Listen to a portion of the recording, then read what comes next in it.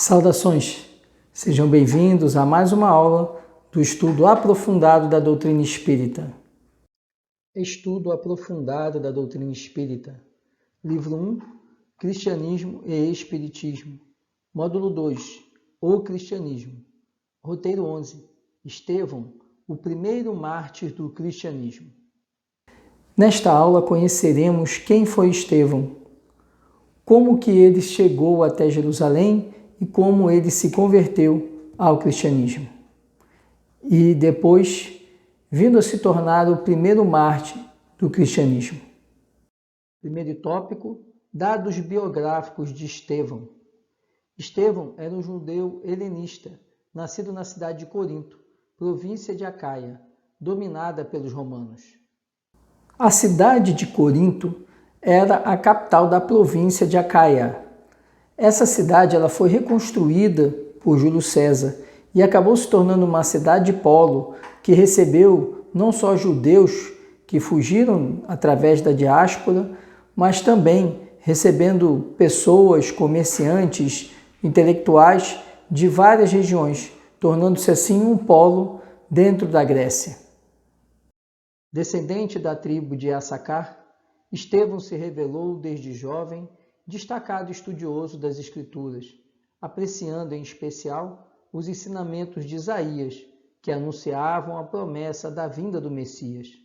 A sua vida foi marcada por grandes sacrifícios e renúncias, sobretudo quando se converteu ao cristianismo. A partir deste momento, Gesiel rompe definitivamente com as tradições do judaísmo, adotando o pseudônimo de Estevão, o primeiro mártir do movimento cristão.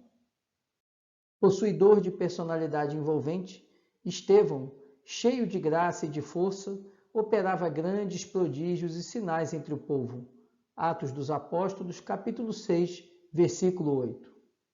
No ano de 34 d.C., o procônsul Licínio Múcio inicia uma grande perseguição aos judeus, e dentre esses perseguidos se encontrou a família de Estevão.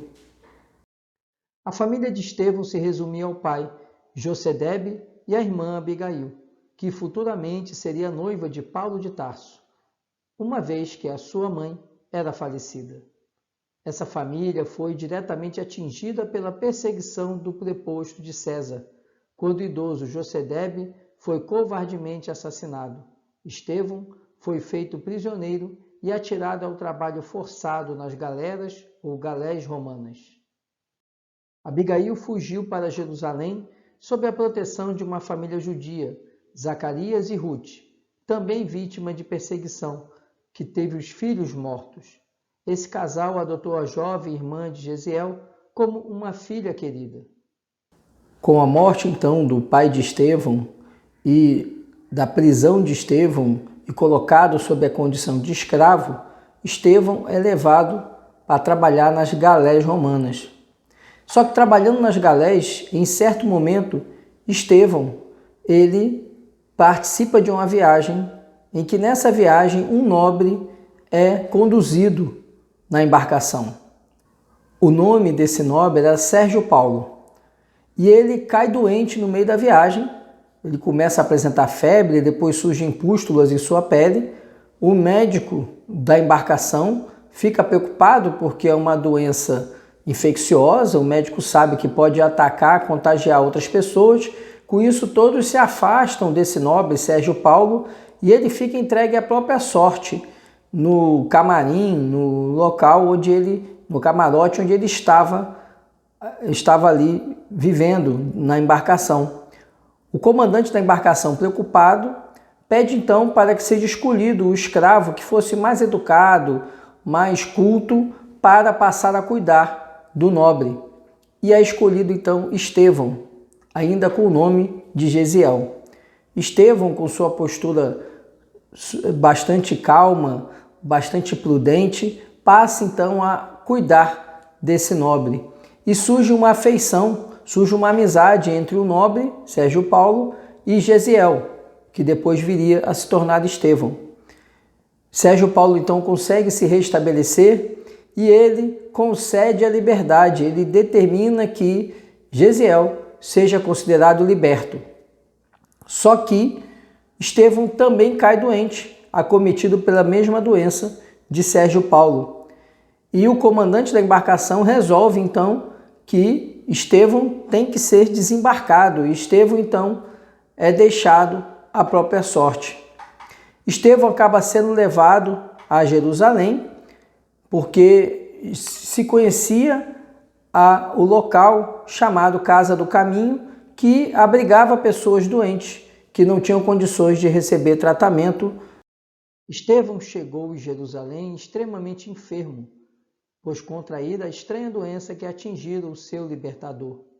Um desconhecido, denominado Irineu de Crotona, encaminhou a Efraim, um cristão conhecido como seguidor do caminho, designação primitiva do cristianismo, que por sua vez o conduziu à Casa do Caminho, moradia do apóstolo Pedro, transformada em local de atendimento a todos os necessitados. Na Casa do Caminho, Estevão recebeu o amparo que necessitava, encontrando no apóstolo Pedro um verdadeiro amigo, que lhe prestou esclarecimentos a respeito de Jesus e da sua iluminada mensagem de amor. Pedro, tomando conhecimento da situação de Gesiel, fica bastante comovido com sua história, com a morte de seu pai, com a sua colocação como escravo, a sua conquista da liberdade através de um ato de caridade, cuidando de uma pessoa doente que ninguém mais queria tratar, e depois o seu abandono em razão da doença que o acometeu. Pedro então o acolhe e diz que o acolhe como um filho, e assim Estevão é cuidado, tratado na Casa do Caminho. Estevão então consegue se restabelecer e passa a ser também um servidor da Casa do Caminho, passa a auxiliar aquelas pessoas que estão ali necessitando de cuidado e de atenção. E assim ele começa a tomar uma maior consciência sobre o cristianismo, começa a conhecer e a estudar a palavra de Jesus, e ele então se converte ao cristianismo. E em seu trabalho desvelado, ele se destaca pelo cuidado com as pessoas, mas também se destaca pela sua facilidade de locução, de falar às pessoas, de ser um orador. E ele passa então a ser um grande difusor do cristianismo.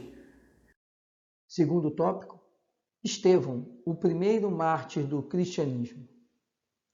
Após a crucificação de Jesus, numerosos judeus se converteram ao cristianismo. Os sacerdotes e membros do Sinédrio, entretanto, temiam que a propagação dos preceitos cristãos provocasse desestabilização no judaísmo. Sendo assim, iniciou-se um movimento de perseguição aos cristãos, a princípio realizado portas adentro das sinagogas, posteriormente em público, nas ruas e no interior das residências, durante as festividades corriqueiramente ou nas atividades diárias. Essa perseguição aos cristãos acaba atingindo também Estevão. Anciãos saíram do Sinédrio e foram até a Casa do Caminho e assistiram uma preleção, a uma fala de Estevão. E nessa fala, então, começaram a falar que Estevão estaria blasfemando Moisés e blasfemando a Deus. E assim, eles capturaram Estevão e levaram ele até o Sinédrio. Essa farsa montada contra Estevão foi apoiada por Saulo de Tarso. O apóstolo dos gentios aparece no cenário da história cristã como o principal elemento do julgamento, condenação e morte por apedrejamento de Estevão, considerado o primeiro mártir do cristianismo. Fundamental nessa condenação de Estevão é a figura de Saulo de Tarso. Saulo de Tarso era um jovem judeu, um doutor da lei, que seria equivalente ao cargo do promotor de justiça, se nós fizermos o paralelo com a organização da justiça brasileira. E ele, então, tem contato com Estevão. Assim que ele chega, vindo de Damasco, quando ele chega em Jerusalém, ele é comunicado dessa atuação de Estevão. E ele faz questão de ir até a Casa do Caminho e ver a prelação de Estevão. Ele faz isso com a finalidade de contrariar, de enfrentar, de confrontar Estevão. Mas ele se depara com Estevão bastante equilibrado, bastante prudente nas palavras e mesmo agindo com forma bastante ríspida para com Estevão, Estevão o responde, porque Estevão também era muito conhecedor das Escrituras, o responde então com argumentos dentro das Escrituras. E isso deixa Saulo ainda mais revoltado, porque ele se depara com alguém que demonstrava uma capacidade de argumentação que confrontava, que equivalia a dele. E como ele era jovem e tomado pelo orgulho, Saulo não podia aceitar ser desrespeitado em sua autoridade de doutor da lei. Durante o julgamento, a defesa de Estevão no Sinédrio foi brilhante, revelando a grandeza do seu espírito. Teve oportunidade também de demonstrar o domínio que possuía das Escrituras, discursando com serenidade e segurança. Atos dos Apóstolos, capítulo 7, versículos 11 a 54. Foi, entretanto, implacavelmente julgado e condenado à morte por apedrejamento, homicídio aprovado por Saulo. Atos dos Apóstolos, capítulo 7, versículos 55 a 60. Mesmo sendo acusado de blasfemador, caluniador e feiticeiro, Estevão manteve-se firme até o fim, quando entregou sua alma a Deus. Nesse momento do julgamento, narra Emmanuel, na obra Paulo e Estevão, que Estevão se recordava de suas preces durante a infância. Ele se recordou então também do Salmo 23, o Senhor é meu pastor e nada me faltará, e assim ele passou por aquele suplício do apedrejamento e do seu desencarne, ao final perdoando a todos que o atacaram. Antes de emitir o último suspiro, Estevão perdoa Saulo e os demais perseguidores, adentrando vitorioso no mundo espiritual. Para o futuro apóstolo dos gentios, entretanto, iniciava-se a sua via crucis, marcada por uma dor extrema. Acabara de perseguir, condenar e aprovar a matança do irmão de Abigail, o seu amor adorado. Compreendeu assim que os seus sonhos, conjugais e familiares, estavam definitivamente comprometidos. Ainda na obra Paulo e Estevão, esses momentos fatídicos de Estevão são cercados ainda pelo contato com sua irmã Abigail, então noiva de Saulo de Tarso, que chega em Jerusalém para visitar seu futuro esposo e se depara com o seu irmão sendo apedrejado e morto por ordem daquele que iria ser o seu esposo. Obviamente, Saulo, ao ser informado, ao tomar conhecimento que Abigail era irmã de Estevão, Saulo fica consternado e ele sabe que ali seria o fim. Aquele momento, o fim de Estevão, foi também o fim de todos os seus sonhos do seu casamento com Abigail, porque não seria possível que ele se unisse, que Abigail se unisse ao homem que matou o seu irmão. E assim, vamos depois conhecer a jornada de Paulo de Tarso. Estevão, ele prossegue no mundo espiritual no seu trabalho com Cristo e vem a ser, no plano espiritual, o tutor, o mentor, o espírito protetor de Paulo de Tarso. Paulo de Tarso, então, é acompanhado durante sua jornada em nome do Cristo, pelo espírito de Estevão, pelo espírito iluminado de Estevão. Esse é o teor que nós temos para a aula dessa semana.